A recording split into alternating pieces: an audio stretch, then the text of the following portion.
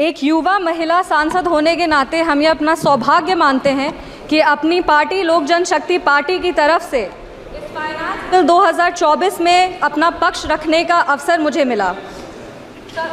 Ma'am budget के बाद पहली बार बोल रहे हैं, इसीलिए हम अपनी वित्त मंत्री श्रीमती निर्मला सीतारमण जी को बधाई देंगे कि उन्होंने 7वीं बार सफलतापूर्वक एक बजट पेश किया है। और इस चीज़ से एक चीज़ तो ज़रूर साबित होता है कि बजट घर का हो या देश का, अगर वो किसी महिला के हाथ में है तो परफॉर्मेंस और प्रॉस्पेरिटी दोनों का गारंटी है।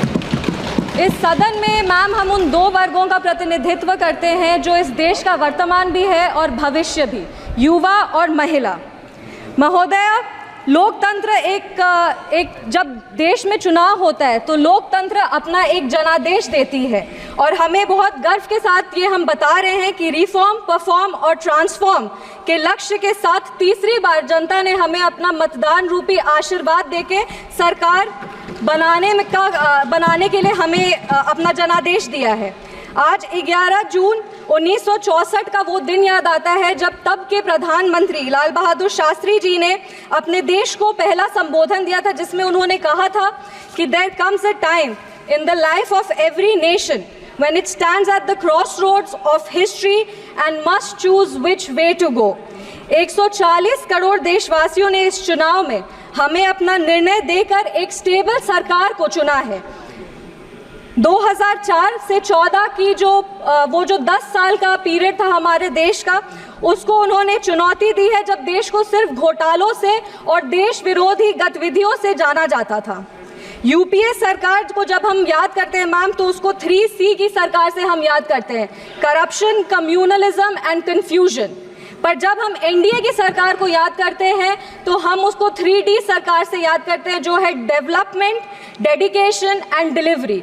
डेडिकेशन है हर वर्ग को सुरक्षा और विकास देने का, हमारा डेवलपमेंट का विजन है और हम ये भी प्रयास करते हैं कि हमारी जितनी भी योजनाएं हैं वो हर एक व्यक्ति तक टाइम बाउंड डिलीवरी सिस्टम से पहुंचे।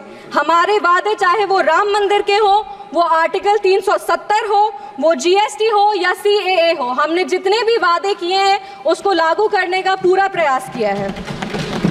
गर्व के साथ कहते हैं मैम कि जनता ने 3C नहीं 3D की सरकार को चुना है। इस सदन में अक्सर हमारे तब के प्रधानमंत्री स्वर्गीय राजीव गांधी जी की एक बात कही जाती है कि उन्होंने कहा था कि दिल्ली से अगर लाभार्थी को 100 रुपये भेजा जाता है तो लाभार्थी के पास सिर्फ 15 रुपये पहुँच पाता है, 85 रुपये भ्रष्टाचार में चला जाता है। आज गर्व के साथ कहते हैं कि अगर दिल्ली से 100 रुपये जाता है तो एनडीए की सरकार में लाभार्थी तक 100 रुपये पहुँचता है और अगर कोई भी नागरिक 1 रुपये टैक्स भरता है तो उसको योजनाओं से 10 रुपये का लाभ होता है। अगर इसे इकोनॉमिक्स की भाषा में कहें तो एनडीए सरकार का रिटर्न ऑन इन्वेस्टमेंट सबसे ज़्यादा पॉजिटिव है। मैम अब अगर इकोनॉमिक इंडिकेटर्स की बात करें तो 2004 में जब कांग्रेस की सरकार आई थी तो उनको मजबूत अर्थव्यवस्था विरासत में मिली थी, जो हमारे तब के प्रधानमंत्री अटल बिहारी वाजपेयी के समय जो अच्छे काम किए गए थे उसके वजह से था। एक सुनहरा अवसर था हमारे देश को सुपर पावर बनाने का सर, पर इन लोगों ने मिलकर हमारे देश को 50 साल और पीछे लेके चले गए। तब भारत का करंट अकाउंट बैलेंस सरप्लस, तब भारत का current account balance surplus of 0.5% GDP पे था। वो डेफिसिट 2004 जो है वो 2009 से 14 तक 3.3% हो गया सर। और आज ग्लोबल अनसर्टेनिटी के बाद भी करंट अकाउंट डेफिसिट सिर्फ 0.7% पर है। विपक्ष वाले लोग हमेशा सरकार को महंगाई पे घेरते हैं, हमेशा कहते हैं कि महंगाई इस सरकार में बहुत ज़्यादा है, तो उनके लिए भी कुछ आंकड़े हैं। कंज्यूमर प्राइस इन्फ्लेशन का एवरेज वाजपेयी जी के समय 4.1% था, जो 2004 से 9 में बढ़कर 5.8% हो गया और 9 से 14 में बढ़कर तो ये 10.4% हो गया। हमारे कार्यकाल में ये 2014 से 2019 तक 4.45% था और आज जब कोरोना का महामारी था और ये सब के बावजूद 2019 से 2024 के बीच में कंज्यूमर इन्फ्लेशन प्राइस जो है वो 5.69% है, जबकि ग्लोबल एवरेज मैम 8% पे है। उसके बावजूद हमारे देश का कंज्यूमर प्राइस इन्फ्लेशन 5.69% पे है। ये हमने तब करके दिखाया जब हमें कमज़ोर अर्थव्यवस्था विरासत में मिली। आज जब हम इन्वेस्टर्स से पूछते हैं हाउस द इन्वेस्टमेंट, तो वो कहते हैं हाई सर। भारत में कश्मीर से लेकर कन्याकुमारी तक, आसाम से लेकर गुजरात तक हर वर्ग हर राज्य में इन्वेस्टर्स आ रहे हैं, इन्वेस्ट कर रहे हैं। आज कश्मीर में यूएई का एमआर ग्रुप जिसने बुर्ज खलीफा बनाया सर, वो 500 करोड़ का निवेश करके मॉल और आईटी टावर बनाने जा रहे हैं। और हम सबको पता है कि इनके कार्यकाल में कश्मीर में फॉरेन डायरेक्ट इन्वेस्टमेंट के नाम पे क्या होता था। आज सर जब बजट आया है और हम लोग सब बजट की बात कर रहे हैं, तो लगातार विपक्ष के लोग कह रहे हैं कि ये बजट पार्शियल है, ये बजट सिर्फ बिहार का बजट है। तो उनके लिए भी कुछ आंकड़े हैं।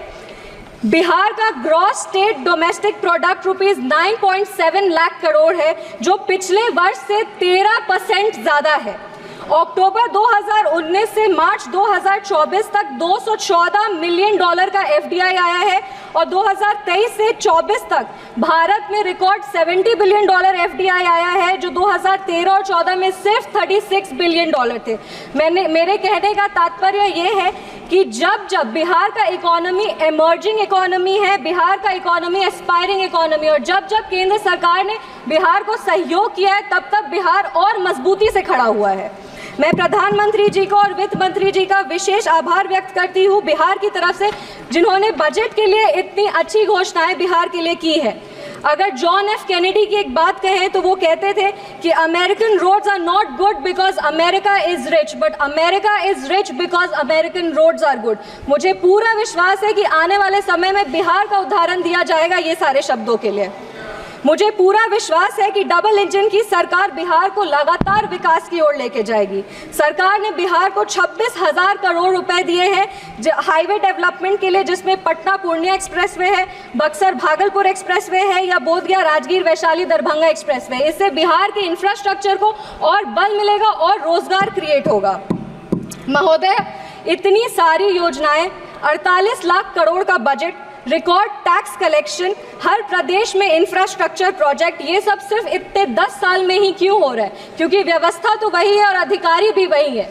जो बदला है वो सिर्फ हमारा काम करने का ढंग, क्योंकि हमारे पास नेता भी है, हमारे पास नीति भी है और हमारे पास देश का सेवा करने का नियत भी है।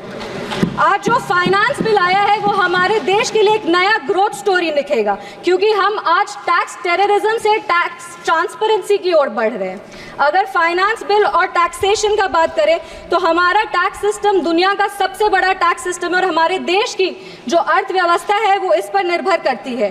टैक्स बेस्ड रिफॉर्म्स किए गए हैं पिछले 10 वर्षों में और हमारा ग्रॉस टैक्स रेवेन्यू जो है वो पिछले वर्ष 34,64,792 करोड़ था और इस वर्ष 38,40,170 करोड़ होने का अनुमान है।